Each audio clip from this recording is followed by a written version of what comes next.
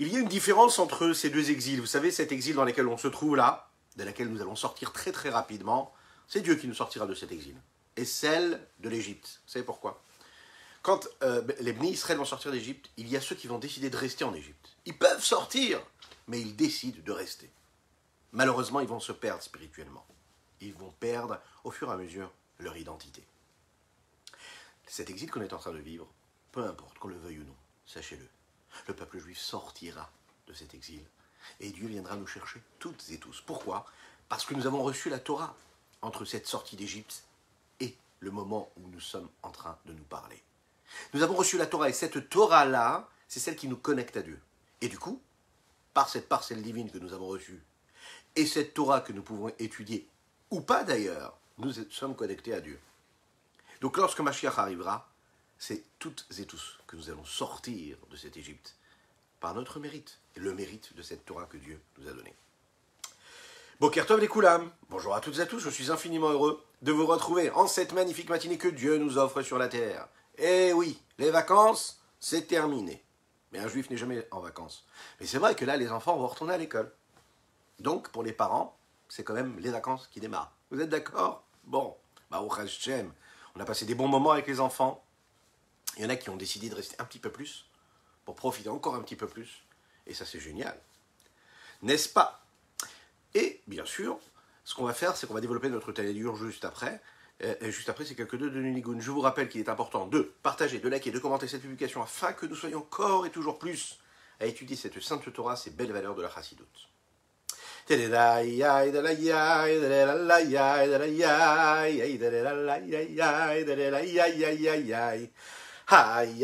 la de la la ya ya ya ya may ya ya de la ya de la la ya ya ya may de la la may de la la may ya ya ya ya ya ya da da da da ya da da da da ya ya ya ya ay ay de la ya ya ya da da la da da da da da ya ya da da da da ya ya ya ya may ya ya ya ya Hi, ay, da da ay, ay, ay, ay, da da da, ay, da da da da, ay, ay, da da da da, da da da, ay, ay, ay, ay, ay, ay, ay, da da da, ay, da da da, da da da, da da da da. Da da da, ay, da da ya, ma, ya, ya, ya, ya, ma, ya, da da da, da da da, da da da. Da da da ya da la da da la ya ya ya ma da da da ma da da da ma ma ma ma ma ma ma ma da da da ma ya ya ya ya da da da da hay da da da ma da da da ma ma ma ma ma ma ma ma ma da da da ma da da da ma ma ma ma ma ma Boker Tov les Koulam, les Chaim, les Benibracha, les Chaim. Nous étudions aujourd'hui les Nishmat Binyamin Ben Isser. Que tous ces mots soient une source de bénédiction également, et de guérison pour Pinchas Ber Ben Yentel, ainsi que pour le mérite de chacune et de chacun d'entre vous. Que ceux qui ont besoin de se marier trouvent Be'ezrat Hashem leurs zivou, qui puissent se marier très très rapidement. Que ceux qui ont besoin d'avoir des enfants, qu'ils aient des enfants très très rapidement. Que ceux qui ont besoin d'une parnassa dans l'opulence matérielle et spirituelle, qu'Akadosh Baruch Hu les bénisse dans tous ces domaines. Voilà. De cette façon-là, en fait, grâce à vos amen ve amen, que ce soit en live ou en replay, eh bien ces personnes-là qui m'envoient des demandes, des bénédictions, des choses comme ça, eh bien ils ont tout de suite la réponse, parce que le mérite de toutes et tous là maintenant, eh bien s'unit à ces brachot. Que Dieu vous bénisse. Donc, nous parlons toujours de celui qui sert Dieu, qui en même temps ne le sert pas. On peut servir Dieu et en même temps ne pas le servir. On peut être celui qui sert Dieu, mais en même temps ne pas faire tout ce qu'il faut, c'est-à-dire ne pas être dans le combat réel. Se battre vraiment pour accomplir tout ce qu'il faut accomplir comme il faut. C'est possible ça? On a étudié ensemble cette différence qu'il y avait entre le tzaddik et le oved Elohim, et celui qui servait Dieu, c'est-à-dire celui qui était dans ce combat, qui travaillait dur, qui n'avait pas peur de se battre. On va passer à une autre différence. Celui qui sert Dieu et celui qui n'est pas appelé celui qui sert Dieu. Qu'est-ce que ça veut dire? D'un premier regard, celui qui ne sert pas Dieu, c'est celui qui est appelé en réalité un rachat. Un rachat, c'est un impie, quelqu'un qui fait l'inverse de la volonté d'Akadosh Baruch Hu. C'est un impie. Ok. Donc, vous savez qu'il y a aussi d'autres choses. Il y a ces hommes-là qui sont juifs, religieux, pratiquants, qui se disent et qui se décrivent comme tels. Et a raison, hein, mais concrètement, ils ne servent pas Dieu. Alors, qu'est-ce que c'est cet homme-là? Comment est-ce que tu peux être pratiquant religieux et en même temps ne pas servir Dieu? Il est fort probable qu'un homme, par exemple, accomplisse une mitzvah et en même temps qu'il ne soit pas un vrai pratiquant. Est-ce qu'il sert Dieu? Non. Alors qu'est-ce qu'il sert? Puisqu'il fait la mitzvah. Il étudie la Torah. Qu'est-ce qu'il est en train de faire? En fait, il faut savoir que pas tout le monde ne fait ce combat-là contre le Yetzer Hara de la même manière, de la même mesure et de manière égale. On n'a pas tous les mêmes épreuves, les mêmes challenges à surmonter. Chacun dans son domaine. Il y a celui qui doit faire attention à sa façon de parler, aux mots qu'il prononce. Il y a celui qui doit faire attention, par exemple, à ce qu'il regarde. Faire attention à garder ses yeux sains, ne pas regarder des choses qu'il ne faut pas regarder. Il y en a un autre pour qui ce n'est pas du tout un problème, il n'est pas du tout attiré parce que ses yeux croisent. Il y en a un, c'est son problème. Il est capable de faire une belle tefila, il est capable de bien étudier la Torah, de bien respecter le Shabbat, mais quand il sort dans la rue, il a du mal à garder ses yeux. Bon, donc lui, il doit travailler sur ça. Il y en a un autre, par exemple, sa guerre, ce sera contre un combat, contre la paresse. Il est capable de faire de grandes choses, d'être quelqu'un d'exceptionnel, mais sa paresse le bloque, l'enferme, et ne lui permet pas d'avancer, de faire ce qu'il a à faire. La paresse. Donc lui, toute sa vie à lui, ça va être quoi? De travailler sur sa paresse. On n'est pas tous les mêmes. Chacun son domaine. Vous allez me dire, parfois, on cumule les combats, et on doit et travailler sa paresse, et travailler ses yeux, et travailler son cœur. Oui, bon, parfois. Ça veut dire qu'en fait, on a une noblesse. C'est-à-dire qu'on a une âme qui a beaucoup de force, hein, beaucoup de potentiel, quand on sent qu'on a beaucoup de travail à fournir. Donc il faut être rassuré, tout va bien. Si c'est compliqué, c'est que ça va bien, c'est que Dieu attend de nous quelque chose d'énorme. De la même manière que tous ces domaines-là nécessitent un investissement, une énergie pour cela, mais il faut savoir, en fait, il faut comprendre une chose. Quand une chose nous apporte, et nous apporte une récompense, une satisfaction, une émotion particulière, plus l'émotion est belle, plus l'émotion est grande, plus l'émotion qu'on ressent, plus le ressenti va être assumé et grand, plus le combat va être grand aussi et nécessaire. Comprenez? C'est-à-dire qu'une personne qui sent que si elle ouvre sa bouche pour parler, elle prend vraiment du plaisir à parler de l'un et de l'autre, et à critiquer l'un et l'autre, et faire du lachon hara, ce qu'on appelle, eh bien ça veut dire que le combat, il sera nécessaire avec autant de force que le plaisir que ça peut lui procurer. Celui qui a vraiment du plaisir à se laisser aller à sa paresse, c'est-à-dire qui sent que vraiment la paresse, elle est présente chez lui, il sent que c'est quelque chose qui le bloque, mais qui en même temps lui apporte du plaisir, parce que de ne rien faire, oui, c'est aussi bien. Il y en a qui ne supportent pas ne rien faire. Mais ne rien faire, d'attendre que les choses se passent, etc., la paresse, bon, ça peut être bien aussi. Eh bien, en fonction de l'intensité et de la puissance de ce qui est négatif, de ce qui est néfaste pour moi, eh bien, je vais devoir investir des forces contraires qui seront aussi puissantes. Mettre autant d'énergie. Une personne, par exemple, qui a une attirance pour un plaisir, un désir dans ce monde-là, avec une véritable force, ça le met dans une certaine joie, un certain engouement, il est attiré par cela, eh bien, on l'imagine bien, plus il est attiré, plus le combat va être grand. Donc il va aller chercher des forces en lui qui seront beaucoup plus grandes. Vous avez une autre personne, par exemple, qui est de nature beaucoup plus froide, beaucoup plus calme. De nature, en réalité, même à ne même pas s'emballer pour ce qui est négatif, ce qui sont les plaisirs du monde. Elle reste complètement insensible à ça. Pas du tout épicurienne. Bon, ben une personne comme ça, a priori, elle a moins de difficultés à combattre son Yetzer Hara, puisqu'elle est moins attirée par les plaisirs du monde. Et si elle est moins attirée par les plaisirs du monde, donc elle aura moins de combats à fournir.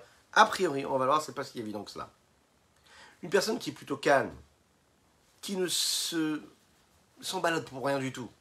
Un homme qui est comme ça, il ne peut pas comprendre comment ça se fait que vous avez des gens, par exemple, qui rentrent dans un restaurant, qui rentrent et qui s'installent à table et qui vont choisir toutes sortes de bonnes choses à manger, ou bien qui ne peuvent pas supporter avoir 2-3 jours de vacances sans partir en vacances dans un lieu où ils vont vraiment prendre du plaisir. Il y a des personnes qui se suffisent de peu. Elles ne comprennent pas ces gens-là qui sont passionnés, comme on le disait, épicuriens. Elles n'arrivent pas à le comprendre. Chacun a donc sa personnalité, chacun a ses traits de caractère. Vous avez celui, par exemple, vous le mettez dans une petite pièce avec des livres, et puis il peut lire du matin au soir, Vous avez ces enfants-là qui peuvent lire, qui peuvent lire pendant des heures, et ils sont très heureux comme ça. Et vous avez des enfants qui ne supportent pas, qui ont besoin d'aller s'amuser, bouger. Non, chacun a son caractère.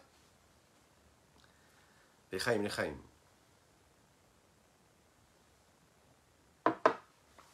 Vous avez par exemple ces personnes-là, vous avez des enfants dans une même famille. Vous avez un enfant par exemple qui aura beaucoup de facilité à faire ce qu'il a à faire la tefila, à étudier la Torah, à faire les mitzvot, respecter ce qu'on lui demande de respecter.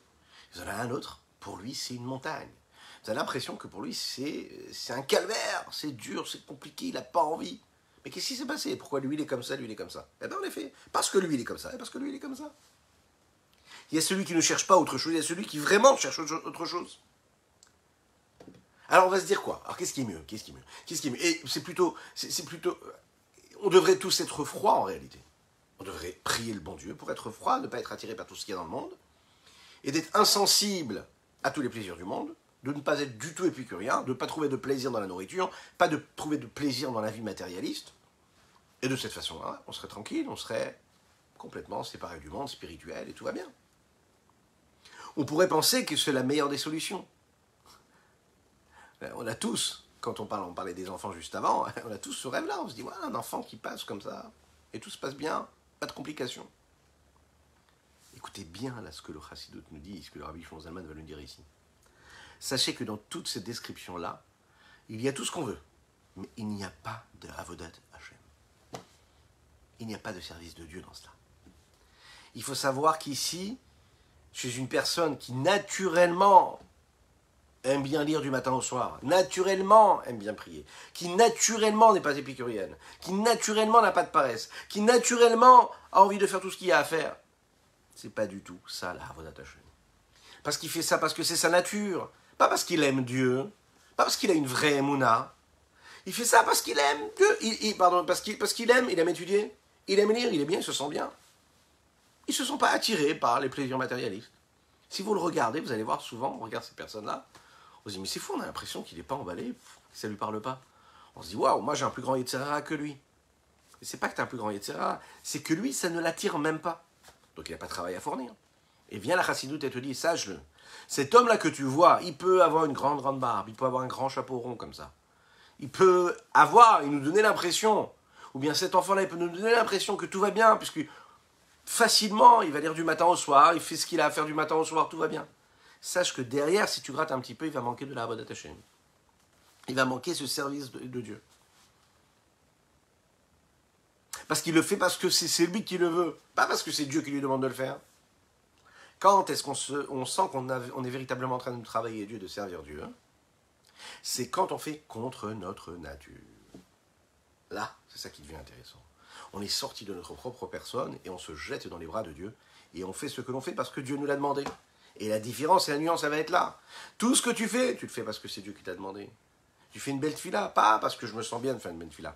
Il y a des gens, par exemple, vous les rencontrez, ils vont dire, moi, tant que je n'ai pas fait ma tefila, une fois que je fais ma tefila, je sais pas, je me sens bien.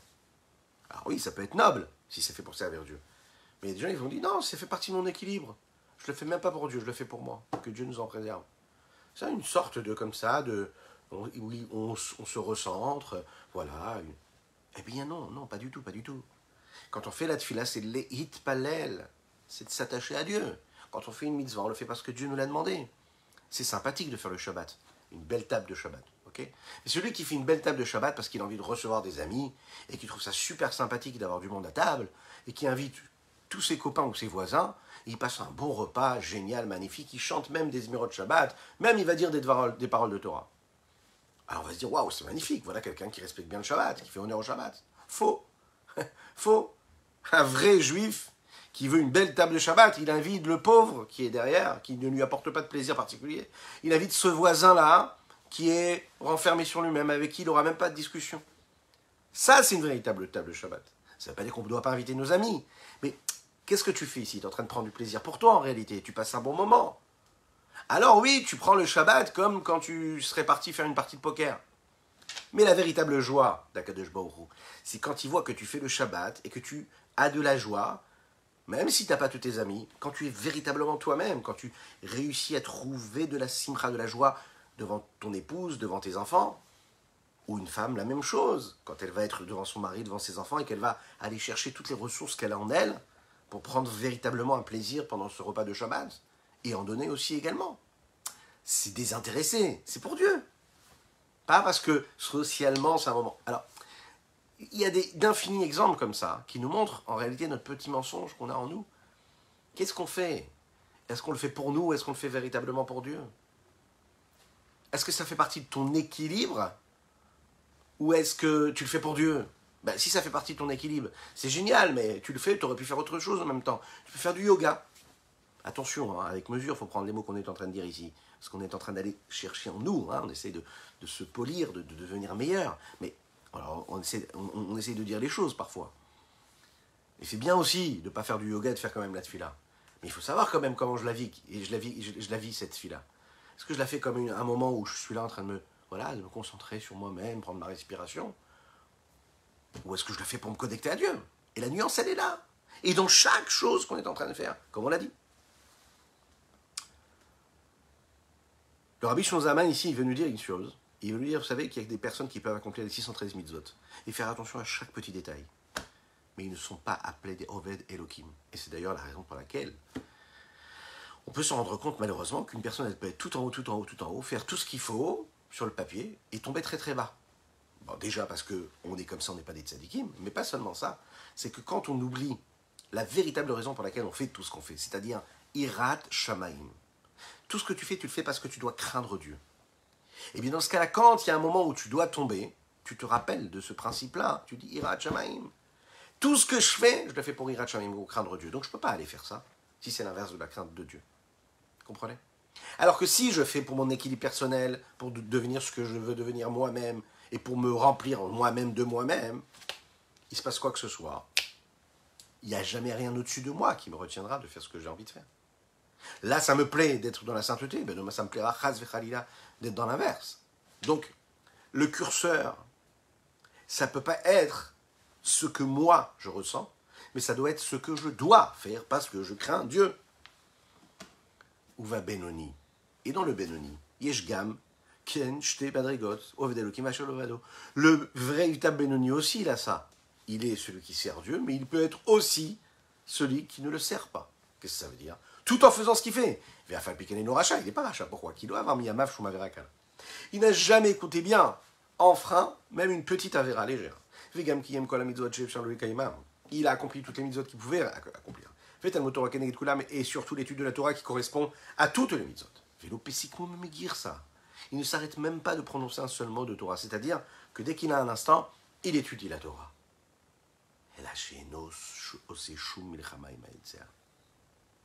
Il ne fait jamais, il n'est jamais dans un combat contre son Yetzirah. Il ne combat pas. Les Natsecho, afin de le gagner, les Or Hashem Amir, Nefesh Elokitch, Bamoach, Hashalit, Alalev, Kanskar Leel, grâce à la lumière de Dieu qui éclaire son âme divine qui se trouve dans ce cerveau qui maîtrise et qui gouverne son cœur, comme on l'a dit un petit peu plus haut. Et pourquoi?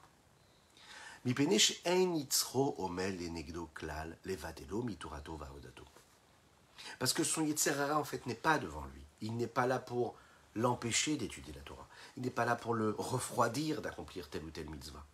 Il n'a même pas de combat à mener. Tout va bien pour lui, tout se passe bien. Comme on l'a dit, il est sevré. Il n'a pas besoin, il n'est pas attiré par le mal. Il n'est pas attiré par des choses qu'il ne devait pas faire. Il trouve son épanouissement dans la Torah. Alors on va se dire, c'est génial. Mais c'est pas bon du tout. Prenez un exemple, Kegon. Celui par exemple qui est très sérieux dans son étude depuis qu'il est enfant. Depuis qu'il est enfant, de par sa nature, il est comme ça. Okay? De par sa nature, il a des 20 sur 20 ou des 19 ou des 18. Depuis qu'il est petit. On a tous connu des élèves comme ça. On s'est dit, c'est fou, j'ai l'impression que pour lui, tout est facile. On a tous connu ces élèves où on a l'impression que, quand on les regarde, tout est compliqué pour eux. Mais qu'est-ce qui s'est passé? Qu'est-ce qui n'a pas marché? Ils sont nés plus ou moins dans le même milieu social, plus ou moins la même éducation, plus ou moins les mêmes parents. Qu'est-ce qui s'est passé? Et des fois, même dans la même famille, vous avez un enfant qui va être sérieux, qui réussit, c'est dans sa nature d'être sérieux, de faire ce qu'il a à faire. Et vous avez celui pour lequel c'est une montagne de faire tout ce qu'il a à faire, de faire même un petit peu de ce qu'il a à faire. Pour qui tout c'est un problème. Mettre les chaussettes c'est un problème, faire son exercice c'est un problème. Et l'autre, il met ses chaussettes facilement et il a 20 sur 20. Qu'est-ce qui s'est passé? Pourquoi celui qui a 20 sur 20, il met aussi ses chaussettes à l'heure où il doit les mettre, et il les trouve? Et celui qui n'a jamais 20 sur 20, lui aussi, bizarrement, il ne trouve pas non plus ses chaussettes. Qu'est-ce qui s'est passé? Ce sont les mêmes. Ils ont les mêmes parents. C'est quoi? C'est qu'en fait, chacun a sa nature. Alors attention, il faut beaucoup de finesse et beaucoup de recul. Mais en tant que parent, par exemple, ou en tant qu'enseignant, encore plus que cela. Si seulement les enseignants pouvaient avoir cette force-là, cette capacité de recul, d'honnêteté, d'intégrité.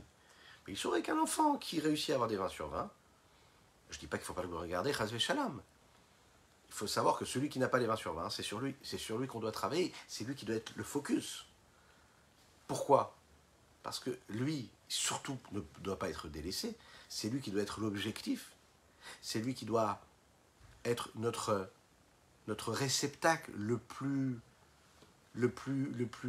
investi. Pourquoi? Parce que notre message à nous, il doit atteindre chacune et chacun des élèves ou chacun des enfants. La tendance naturelle qu'on a, c'est qu'on va reprocher à l'enfant ce qu'il est, alors que c'est sa nature, donc il n'a rien demandé, il est né avec cette nature-là. Mais notre problème, c'est notre impatience. Oui, c'est plus facile d'avoir un enfant qui fait ce qu'il a à faire que celui qui ne fait pas ce qu'il faut faire. Du coup, on s'énerve contre lui. Mais on n'a rien compris, parce qu'au moment où on s'énerve contre lui, on s'énerve contre quoi? Contre la nature que nous lui avons donnée nous-mêmes en tant que parents. Donc tout ce système-là, de notes, d'appréciation, etc., il est totalement faussé, totalement biaisé. C'est ce que nous dit Rabbi Shlomo Zalman ici. Il nous dit un homme qui te paraît être sadique, mais qui de par sa nature, il est né comme ça, il est sérieux, il arrive à étudier. Est-ce qu'il a un mérite? Il n'a pas de mérite. Pourquoi il n'a pas de mérite? Vous savez pourquoi? Mais parce que c'est sa nature d'étudier, de rester 2 heures, 3 heures devant un livre. Alors il a terminé un livre, tant mieux, qu'est-ce qu'il y a? C'est sa nature. Prends celui maintenant pour qui c'est pas sa nature d'étudier, de rester assis, concentré pendant des heures. Et que lui, il va faire des choses exceptionnelles. Il va apprendre, il va réussir, il va avancer. Lui, c'est un homme qui aura transformé son existence. Et le test, il va se faire, vous savez quand? Dans des grands moments de vie, dans des moments de choix, dans des choix de vie. Celui qui est dans le travail permanent, eh bien, il est aux aguets. Et quand il sera question d'un irat shamaim, de la véritable crainte de Dieu, etc., eh bien, on sentira qu'il sera capable de prendre sur lui, d'être conscient de la finesse de l'événement, de détecter ce qui est en train de se passer. Alors, il est intègre. Il est avec ce qu'il est. Il connaît ses faiblesses, sa vulnérabilité. Donc, il se dit, non, ça, je ne franchis pas. Celui qui est sûr de lui, qui a tout fait facilement, il sera même en mesure de trouver une justification à ce qu'il est en train de faire. Bah, c'est pas grave. Si je fais ça, c'est pas grave. Parce qu'il a toujours été habitué. Tout est lisse, tout est facile, tout est normal. Le critère n'a jamais été Yirat Shamayim, le critère ça a été je fais ce que j'ai à faire et c'est facile pour moi. Le critère doit être la crainte de Dieu. Celui qui a la facilité à étudier de par sa nature, à l'idée Tikbouret à Marash Rora. Parce que par exemple chez lui, en hébreu on appelle ça Marash Rora et Mara Levana. Mara Levana c'est celui qui a tendance à faire quoi? À être, à s'amuser, à rigoler, à plaisanter, à ne pas tenir en place. C'est positif. Il faut qu'il y en ait un petit peu comme ça dans notre comportement. Mais à l'inverse, c'est Marash Rora, c'est celui qui est beaucoup plus calme, beaucoup plus posé, beaucoup plus réfléchi, plus intellectuel souvent. Donc c'est la nature à lui. Ein lo milchama. Il nous dit plus que ça, le Rabbi Shlomo Zalman, il dit Vechen lo milchama itahavat nashim.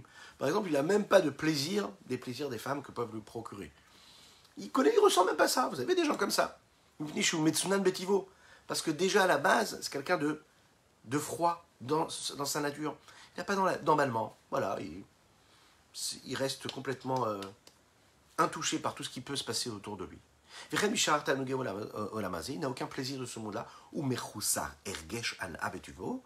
Il a un manque d'émotion et de sensibilité, voilà, et de plaisir de par sa nature.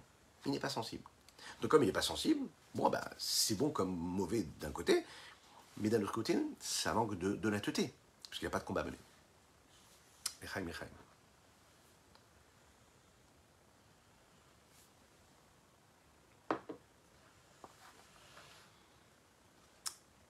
Alors, on est en train de parler de l'âme de chacune et de chacun, et le Rabbi Shlomo Zalman ici va nous donner une technique.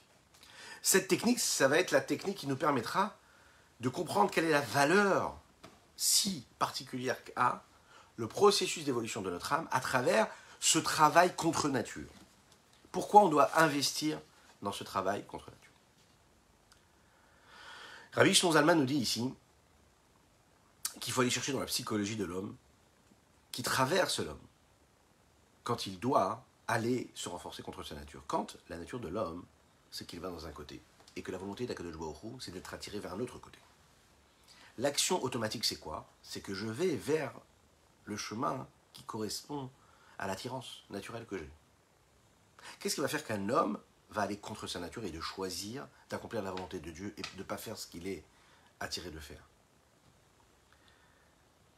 Ce renforcement qu'on est capable de ressentir, ce combat-là commence quand on trouve les outils qui nous permettront de l'atteindre. Et il y a 2 étapes essentielles pour initier tout cela. L'intellect et les sentiments. Un homme doit d'abord reconnaître, il doit être conscient dans son intellect de ce qu'il est et de ce que Dieu attend de lui. Pourquoi est-ce qu'il doit accomplir la volonté de Dieu? Il doit se poser cette question-là. La question qui monte en lui, c'est pourquoi est-ce que je dois faire quelque chose que je ne souhaite pas faire? Vous imaginez? J'en ai pas envie et je le fais quand même. Pourquoi est-ce que je dois faire ce que je ne veux pas faire? Une fois que j'ai répondu à cette question-là, je dois passer du domaine intellectuel au domaine émotionnel, sentimental. Étant donné que je ne crois pas en Dieu, il faut que j'y croie.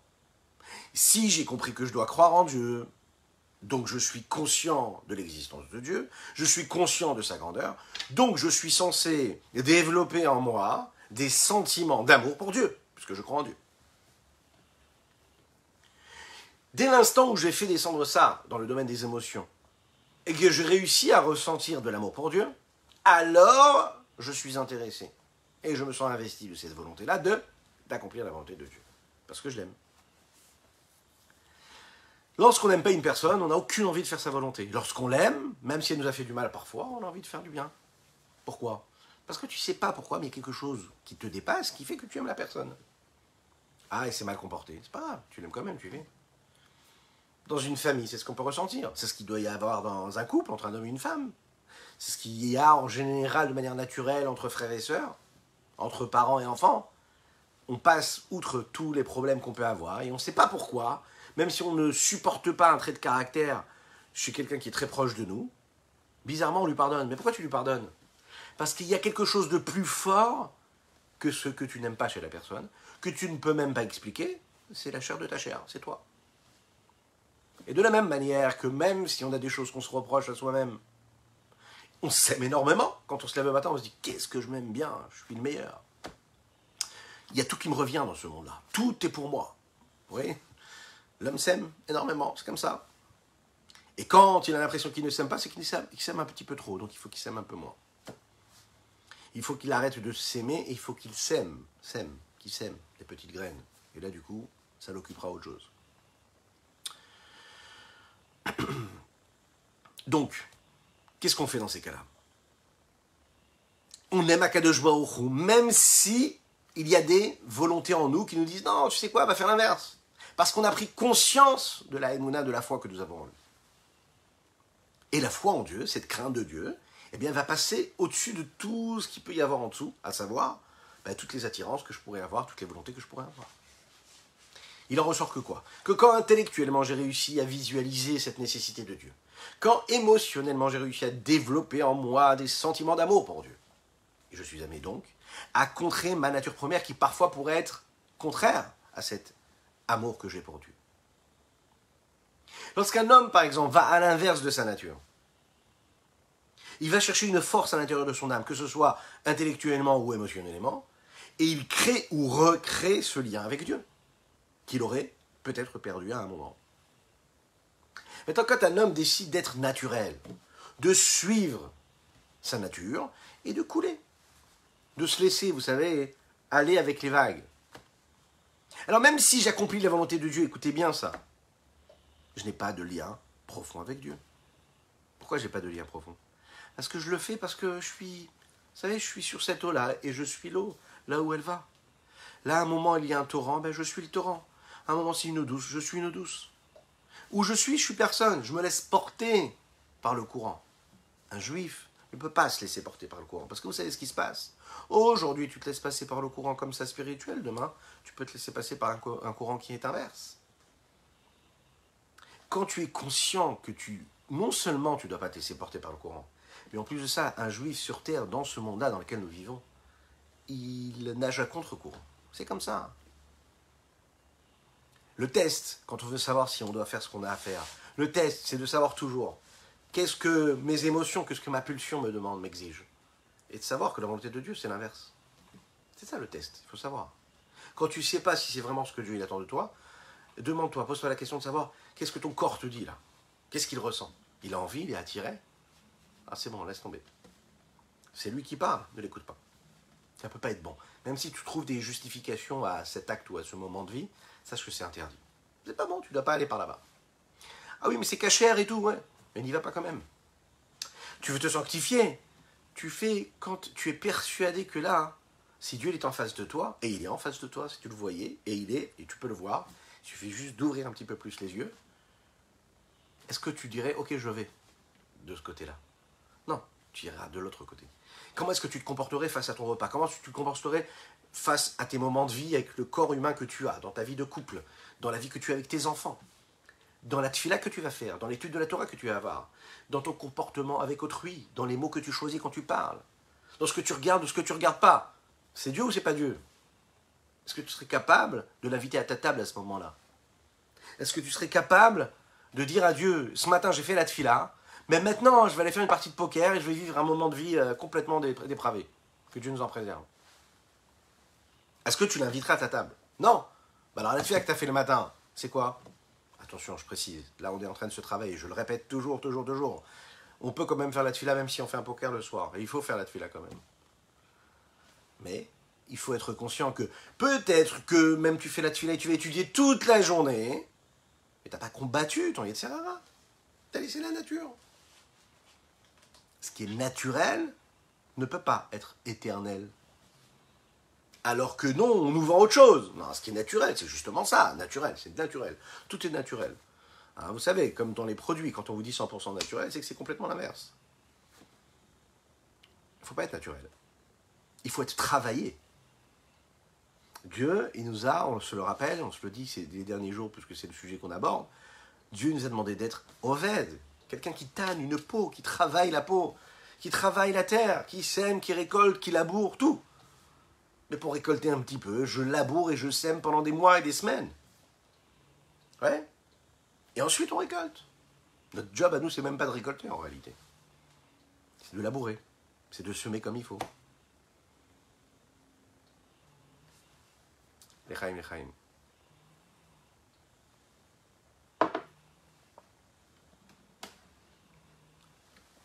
On va mettre en mouvement intellectuellement, émotionnellement. En mouvement intellectuellement, c'est à travers l'intellect, à savoir Chochma, Bina, Da'at. Et précisément, Bina, Da'at, précisément.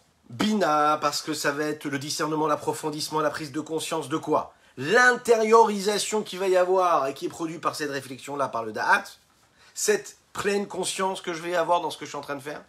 Elle m'amènera la crainte de Dieu, à savoir la Gvura, qui vient juste après, dans les vertus. C'est-à-dire de ne pas faire l'inverse de la volonté de Dieu. Et ensuite, le chesed, la bonté. Quelle bonté? D'accomplir la volonté de Dieu. Donc d'un côté, avec la gauche, je vais repousser, avec rigueur, avec sérieux, avec discipline, de ne pas faire l'inverse de la volonté de Dieu. Et avec la main droite, je vais agir.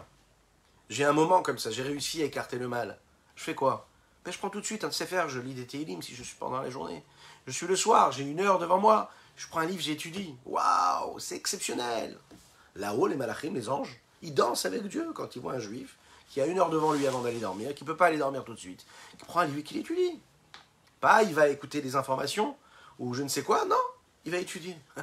Personne ne lui demande rien là, il peut faire ce qu'il veut. Personne ne va exiger, il a eu une bonne journée, il a travaillé dur, il a nourri sa femme, ses enfants, son foyer, il a même fait des mitzvot pendant la journée, et là, hop, il va se mettre comme ça à étudier. Ou bien non, il se dit, il va se lever, il va ouvrir la porte, et il va aller chez le voisin, il va taper à la porte, son frère juif, et il dit, comment tu vas? Il va passer 10 minutes avec lui, et s'il n'est pas pratiquant, il va lui dire, peut-être que tu mettrais la mezouza chez toi, peut-être que tu devrais faire un petit peu plus attention à Shabbat, il va lui dire un mot de Torah. ce qu'on appelle faire Mifsaïm, aller chez les autres, aller s'occuper de son frère juif. Voilà. Bon, voilà. Il avait 1 heure devant lui. Il a été Oved à ce moment-là. Il a servi Dieu. Il avait toutes les raisons de ne pas le faire, mais il a fait quelque chose qui était contre nature. Ça, c'est la différence. Il n'a pas besoin, dans ce processus-là, de réfléchir à la grandeur de Dieu.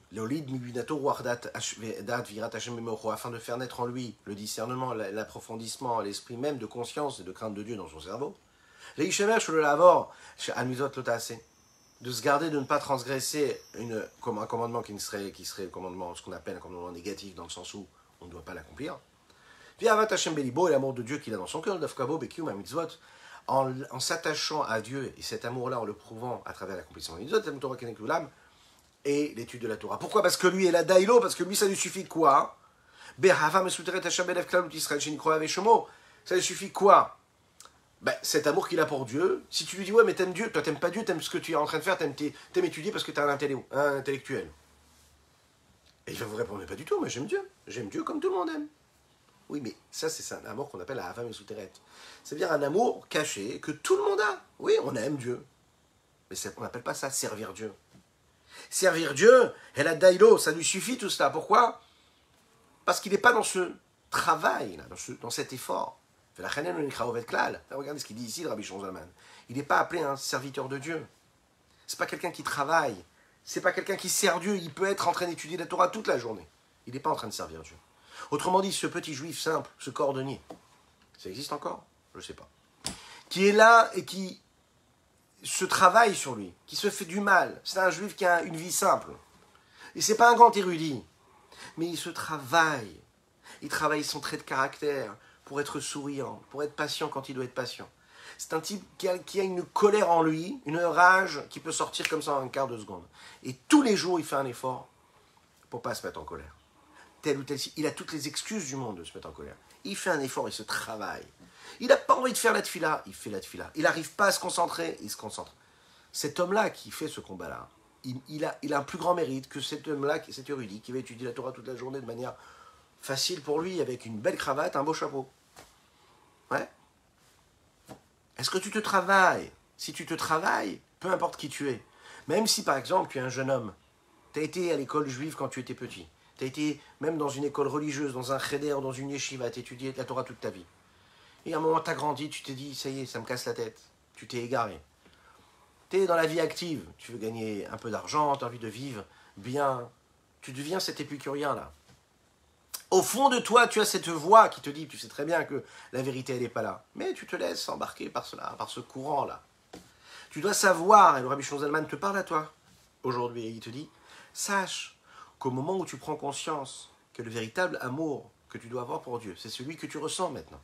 C'est celui qui fait que tu combats quand même ton Yetzer Hara quand tu fais quand même ta tefila, alors que tu pourrais ne pas la faire, parce que tu t'es laissé maintenant aller dans un certain courant. Sache qu'au moment où tu fais ta tefila, Dieu il t'aime encore plus que cet homme-là qui étudie la Torah toute la journée. Sache que ton mérite il est énorme, que Dieu il t'aime et il t'apprécie énormément. Même si à un moment tu as étudié la Torah toute la journée, que maintenant tu l'étudies bien, mais que tu réussis quand même à garder une paire de tefilines dans ta voiture au cas où tu croises quelqu'un qui aurait besoin de la porter. Parce que tu vas quand même faire attention à être méticuleux dans ce que tu vas manger quand tu vas aller sur ton lieu de travail. Parce que personne ne te regarde, mais tu as la crainte de Dieu en toi. Parce que tu sais très bien que tu vas éduquer tes enfants selon les bonnes valeurs, même si tu n'as plus les contraintes qui sont au-dessus de toi et que tu pourrais très bien décider de te dire « je veux une autre vie », que Dieu nous en préserve. Mais tu vas garder en toi ça, juste parce que ton intégrité, elle est là. Et tu fais cet effort-là, tu n'es pas obligé, mais tu fais cet effort-là, Dieu te regarde, il te prend et il danse avec toi là-haut. Pourquoi? Parce qu'il a vu que tu faisais les choses par Yirat Shamayim, par la crainte de Dieu, par quelque chose qui dépassait, qui nous dépasse tous. C'est pas grave si tu n'as pas étudié toute la journée. Mais dans ces petits gestes-là, tu es sorti de ta zone de confort et tu as fait quelque chose en plus. Tu as combattu. Là, Dieu, il prend et il danse avec toi. Dieu, il est heureux de toi. Il va t'aimer parce que tu as prouvé un amour qui dépassait tout. L'Echaim, l'Echaim. Il dit comme ça dans le texte, Ivdu et Hashem besimcha, bo lefanav birnana. Ivdu et Hashem besimcha, servez Dieu dans la joie. Et pourquoi c'est de la joie? Je suis en train de servir Dieu. Vous imaginez, Il s'est levé tôt le matin, il a fait Modéani, il a fait Nitilat Yadayim, il s'est habillé, il a fait les brachot et bénédictions du matin. Et puis après, cette fille-là, il a pris un petit déj, tout petit, il est parti travailler le champ toute la journée. Ok? Et là, qu'est-ce qu'on te dit? Tu dois être joyeux. La réponse, c'est que oui. Celui qui va labourer le champ, vous savez, on l'a dit déjà, il est encore plus joyeux que celui qui est devant son ordinateur toute la journée qu'on appelle ça, à miner des bitcoins. Hein? Il est plus heureux, sachez-le.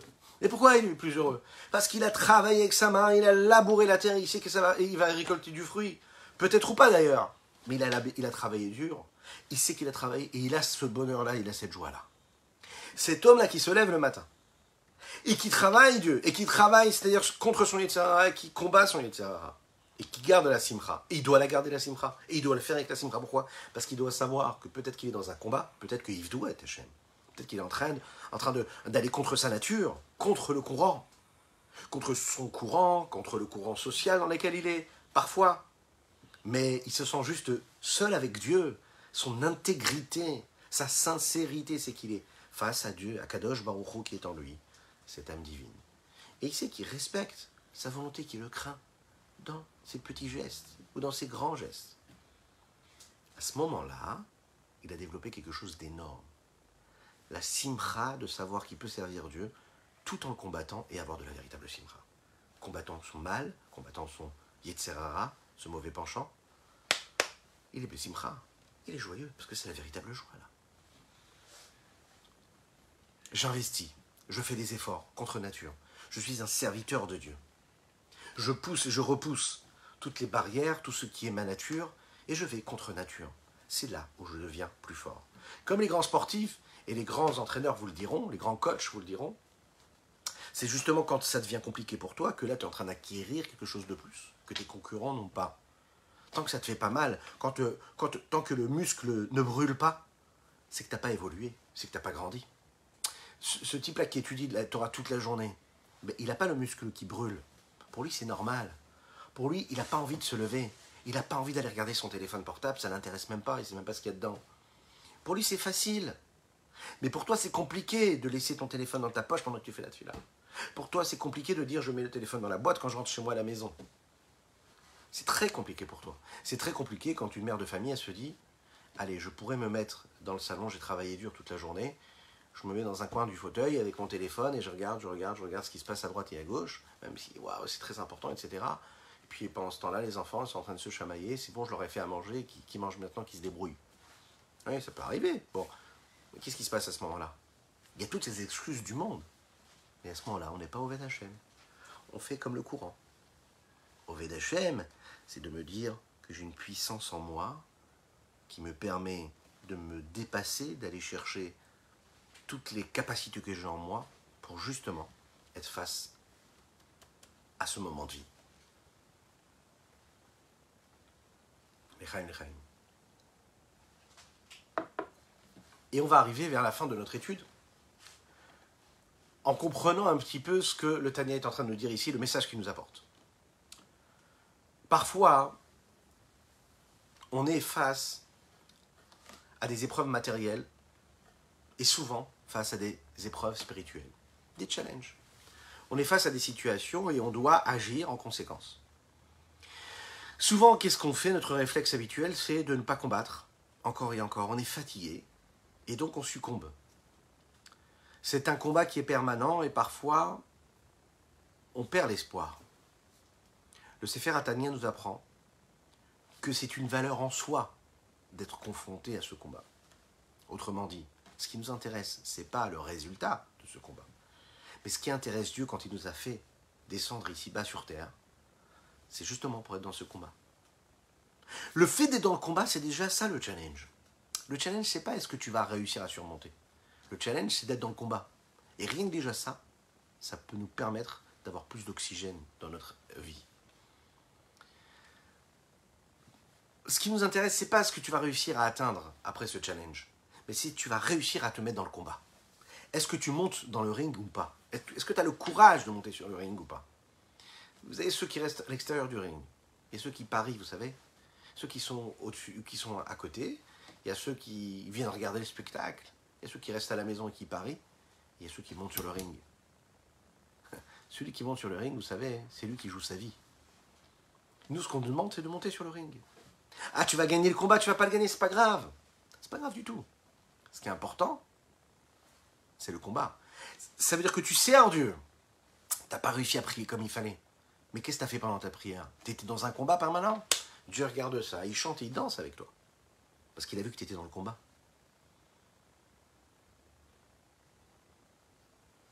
Echaim, Echaim.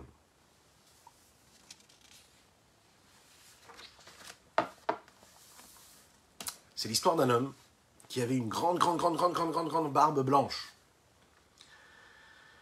Et il y a un homme qui est venu lui a posé une question. Il lui a dit, dis-moi, quand tu vas dormir, où est-ce qu'elle est, la barbe? Où est-ce que tu la mets quand tu t'endors? Elle est où la barbe? Est-ce qu'elle est au-dessus de la couverture, au-dessus de la couette, ou sous la couette? Cet homme-là, il était perdu, il n'a pas compris ce qu'on lui demande. Ça fait des années qu'il dort avec sa barbe. Il ne la range pas dans le petit placard à côté. Mais jamais, il ne s'est jamais posé vraiment la question de savoir est-ce que sa barbe, elle était au-dessus de la couette ou sous la couette. Bon, cette même nuit, cet homme-là, en allant dormir, il s'est tourné d'un côté et de l'autre en se demandant mais qu'est-ce qui se passe? Est-ce que je mets la barbe au-dessus de la couette, en dessous de la couette? Et la nuit est passée. Le matin, quand il s'est levé, il s'est dit mais je comprends pas. Pourquoi est-ce que j'ai pas eu la possibilité de dormir comme il fallait? Parce que quelqu'un d'extérieur est venu me poser une question. Et quand il m'a mis cette question-là dans la tête, du coup, moi, j'ai essayé de trouver une réponse à cette question-là. Et du coup, ça m'a touché parce que je me suis dit, bah, alors qu'est-ce que je fais alors? Je fais quoi avec cette barbe-là? Je la mets de ce côté ou de ce côté-là? Parfois, on est très très bien dans notre vie. Et le fait de se questionner, c'est ce qui va nous déranger de notre quotidien de tous les jours. Parfois, on n'a pas besoin de se poser des questions. Parfois, on peut écouter notre nature. Il y a beaucoup de choses que nous faisons dans la vie et qui sont totalement naturelles. Et quand on vient, on nous dit, mais pourquoi tu fais ça? Est-ce que tu fais ci? Est-ce que tu fais ça? Là, ça nous remet en question. La nature, ce sont les habitudes. Les habitudes que l'on a, ces ancrages que l'on a. Et si on regarde bien, on est entouré de ces habitudes-là, de ces réflexes naturels que nous avons. Que ce soit dans ce qu'on mange, la façon avec laquelle on mange, que ce soit l'heure à laquelle on va dormir et la façon avec laquelle on va dormir. Que ce soit notre façon de parler, que ce soit le charisme que l'on peut avoir, chacune et chacun. La façon avec laquelle on a l'habitude de célébrer les grands moments comme les petits. La façon avec laquelle on regarde l'autre ou pas. Il faut savoir qu'une des parties, une partie de ces habitudes-là que nous avons, qui sont en relation par exemple avec l'accomplissement de la Torah et des mitzvot, la façon avec laquelle on va prier, de quelle façon nous chantons par exemple le Shalom Aleichem quand on est à table de Shabbat, de quelle façon on célèbre le Shabbat, ce sont des habitudes que nous avons héritées de notre famille, souvent de l'éducation. On a été éduqué comme ça. Ou bien l'entourage dans lequel on a grandi. Ça peut être la communauté, ça peut être une forme de culture aussi qui nous a été inculquée et qui nous dicte notre comportement, notre façon de vivre les choses. La question, c'est de se dire, est-ce qu'on doit garder ces habitudes ou pas? Est-ce que c'est bien ou pas? Ou est-ce qu'on doit faire renaître en nous quelque chose de neuf et un nouveau regard et une nouvelle façon d'agir? La réponse, c'est que quelque chose qui est très très bien, eh bien sûr, on doit le garder. Et quelles sont les habitudes de ces belles choses-là?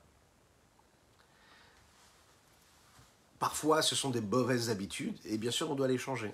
La question, c'est est-ce que c'est une bonne habitude? Est-ce que je dois quand même, en réalité, travailler sur cette habitude si c'est une bonne habitude? J'ai reçu un héritage de mes parents.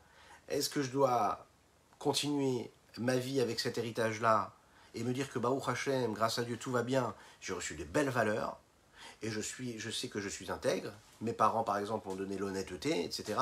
C'est pas grave si je ne suis pas trop pratiquant. Vous avez d'autres personnes qui vont vous dire, moi, je suis très pratiquant, ce sont des bonnes habitudes que m'ont donné mes parents, j'ai pas besoin d'aller faire plus. Ok, qu'est-ce qu'on fait? Parce qu'on a tous des bonnes excuses.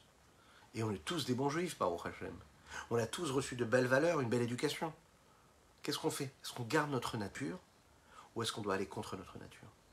Est-ce qu'on doit rester ce juif, par exemple, traditionnel qui a reçu une tradition de ses parents et qui se dit je vais garder cette tradition, ou est-ce que je vais casser ma nature et mes habitudes et je vais aller plus haut?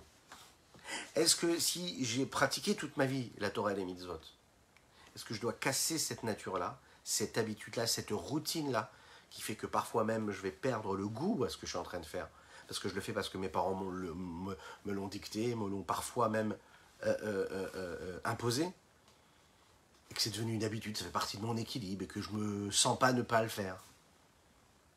Comme on l'a dit tout à l'heure, il faut continuer à le faire, quand on ne se sent pas le faire. Quand on ne se sent pas ne pas le faire. Et on va le voir ici, dans Rabbi Shimon Zalman, ici va nous dire, il faut aller chercher quelque chose d'en plus. C'est-à-dire qu'on part d'un postulat où tu as une routine, tu as une habitude, et c'est important les habitudes, c'est important les ancrages qu'on a reçus, qu'on donne à nos enfants, c'est important. Oui. Mais il faut savoir que ces rituels-là que nous avons doivent être parsemés de combats, de changements, d'évolution, de recherche, de quête. Oui, c'est important, ces rituels. On doit les installer en nous.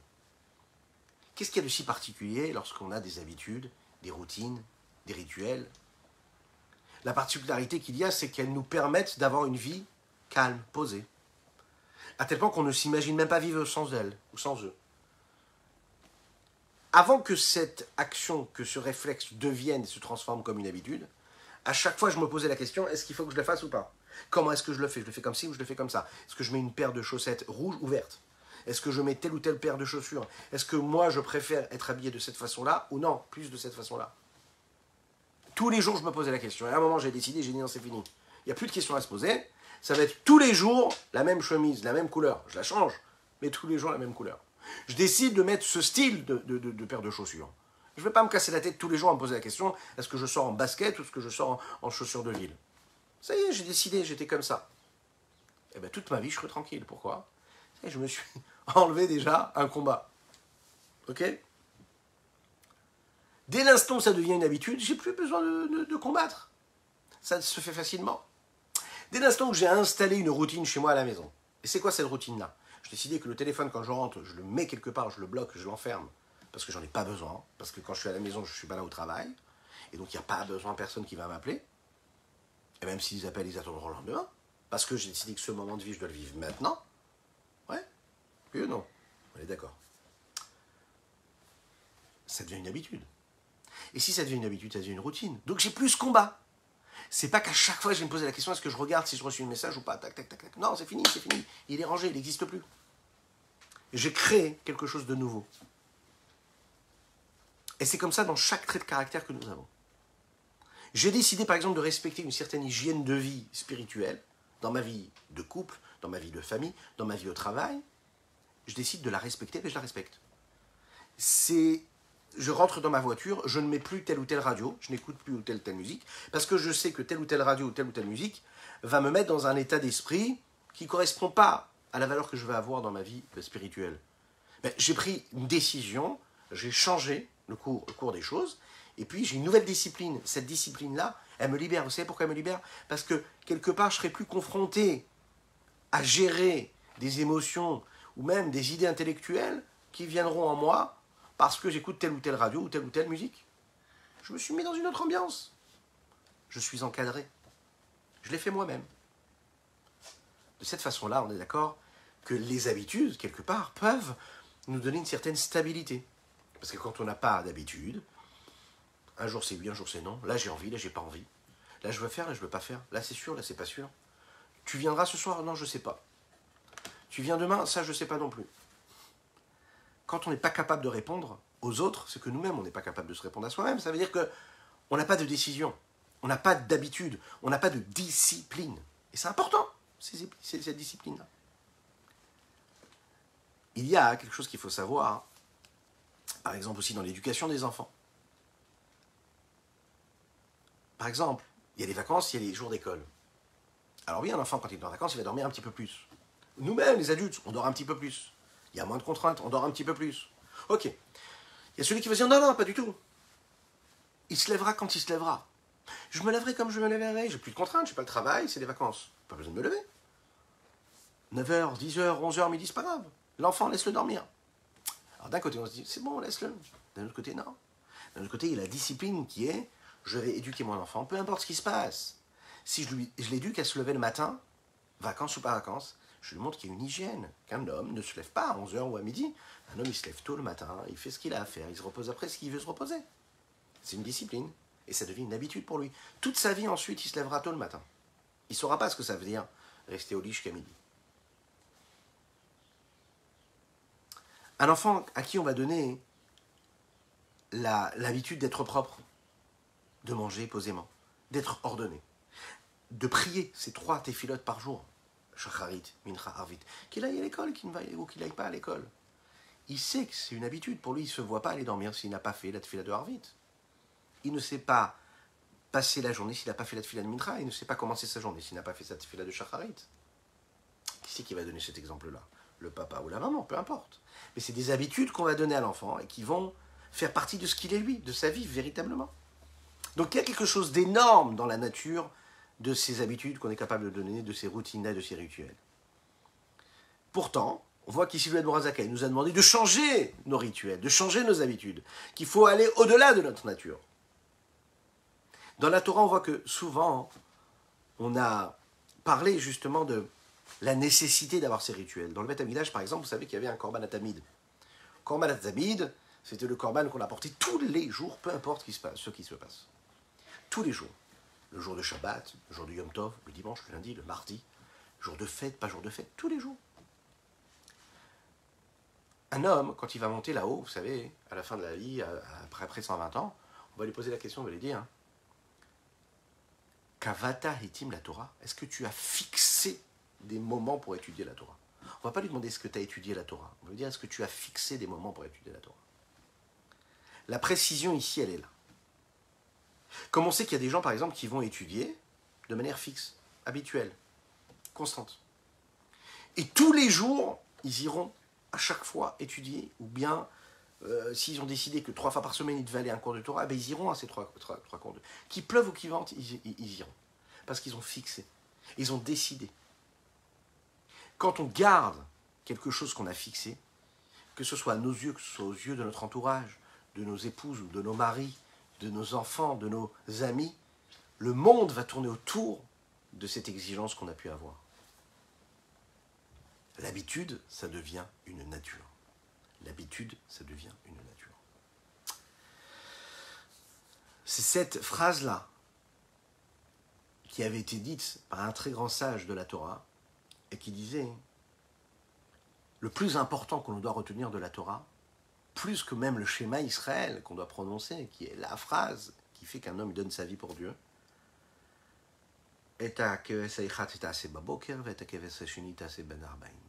la constance, le sérieux, la discipline, le korban que tu fais le matin et le korban que tu fais l'après-midi. Tous les jours, garder les mêmes gestes, garder la même rigueur, être sérieux, faire sa tefila le matin, faire sa tefila le soir, une discipline de vie, et avoir des principes, rappeler la crainte de Dieu dans tout ce qu'on fait, dans tout ce qu'on est. Ça change tout. Et on a la chance, dans la Torah, d'avoir reçu des recommandations qui nous aident à cela. Puisque Dieu nous a installés dans notre routine, que ce soit de vie, ou que ce soit dans le temps, que ce soit dans l'espace, des moments et des espaces qui correspondent à une forme de routine, qui nous permettent justement de nourrir cette routine en allant chercher l'âme qu'il y a dans cette routine. Comme il dit ici dans les mots, celui qui n'a pas cette constance-là dans l'étude, Rak, Shiri, Latzman, Limod, Batmada, Gdola, Venase, Ergel, Lotevasheni.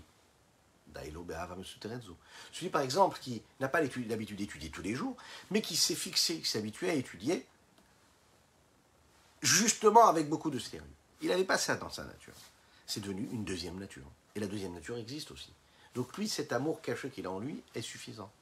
Et la Imken, si ce n'est qu'il décide d'étudier plus que sa nature. Et là, si tu décides d'étudier plus que ta nature, c'est-à-dire qu'il y a un texte que tu es en train d'étudier, et là tu décides quand même de te casser la tête pour essayer de comprendre un petit peu mieux, de pas juste rester comme ça au premier regard superficiel, mais de te dire, allez, je vais approfondir un petit peu plus l'idée pour comprendre un peu plus le texte dans la profondeur, tu te fais un petit peu mal, tu fais un petit effort, Ça, c'est quelque chose qui est valorisant. Pourquoi? Parce que tu es sorti de ta zone de confort.